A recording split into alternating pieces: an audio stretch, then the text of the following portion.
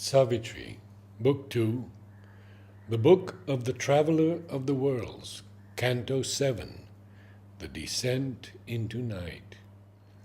Agony and danger stalked their trembling prey, and softly spoke as to a timid friend. Attack sprang suddenly, vehement and unseen. Fear leaped upon the heart at every turn, and cried out with an anguished, dreadful voice. It called for one to save, but none came near. All warily walked, for death was ever close. Yet caution seemed a vain expense of care, for all that guarded proved a deadly net. And when, after long suspense, salvation came, and brought a glad relief, disarming strength, it served as a smiling passage to worse fate. There was no truth and no safe place to rest.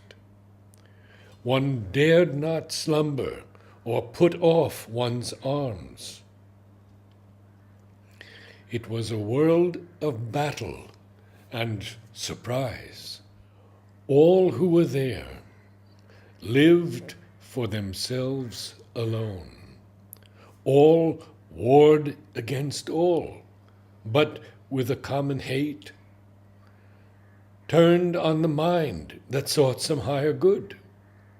Truth was exiled, lest she should dare to speak, and hurt the heart of darkness with her light, or bring her pride of knowledge to blaspheme the settled anarchy of established things. Then the scene changed, but kept its dreadful core. Altering its form, the life remained the same. A capital was there without a state. It had no ruler, only groups that strove. He saw a city of ancient ignorance, founded upon a soil that knew not light. There, each in his own darkness walked alone. Only they agreed to differ in evil's paths, to live in their own way for their own selves, or to enforce a common lie and wrong. There, ego was lord upon his peacock seat, and falsehood sat by him, his mate and queen. The world turned to them as heaven to truth and God. Injustice justified by firm decrees, the sovereign weights of errors legalized trade, but all the weights were false, and none the same. Ever she watched with her balance and a sword, lest any sacrilegious word expose the sanctified formulas of her old misrule. In high professions wrapped, self-will walked wide, and license stalked, prating of order and right. There was no altar raised to liberty. True freedom was abhorred and hunted down. Harmony and tolerance nowhere could be seen. Each group proclaimed its dire and naked law, a frame of ethics knobbed with scriptural rules, or a theory passionately believed and praised, a table seemed of high heaven's sacred code. A formal practice, mailed and iron-shod, gave to a rude and ruthless warrior kind, drawn from the savage bowels of the earth, a proud, stern poise of harsh nobility, a civic posture rigid and formidable. But all their private acts belied the pose. Power and utility were their truth and right. An eagle rapacity clawed its coveted good. Beaks pecked and talons tore all weaker prey. In their sweet secrecy of pleasant sins, nature they obeyed, and not a moralist God.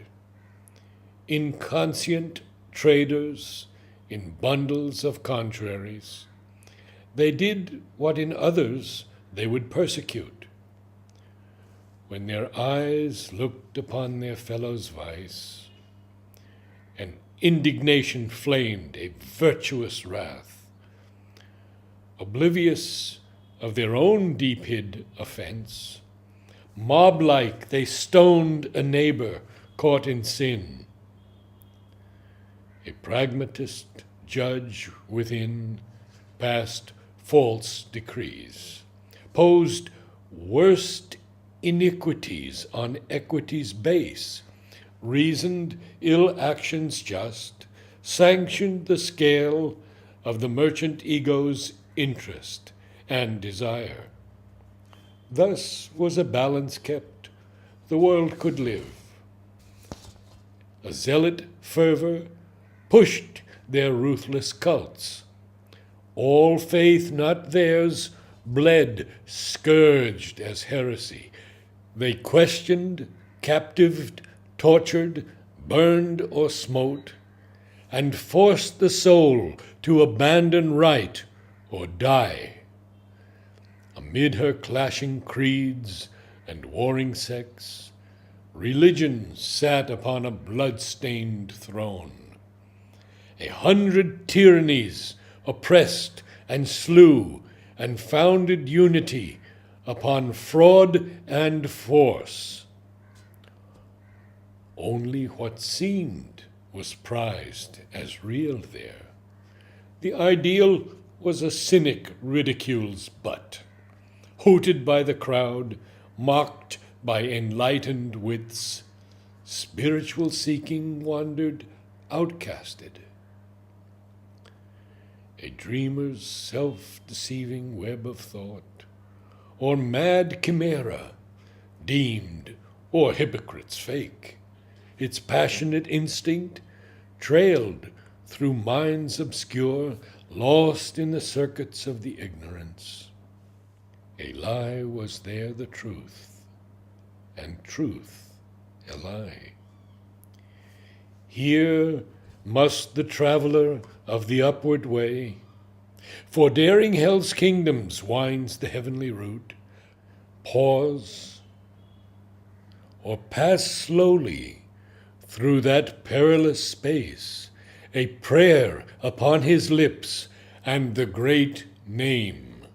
If probe not all discernment's keen spear point, he might stumble into falsity's endless net. Over his shoulder often he must look back, like one who feels on his neck an enemy's breath, else stealing up behind a treasonous blow, might prostrate cast and pin to unholy soil, pierced through his back by evil's poignant stake.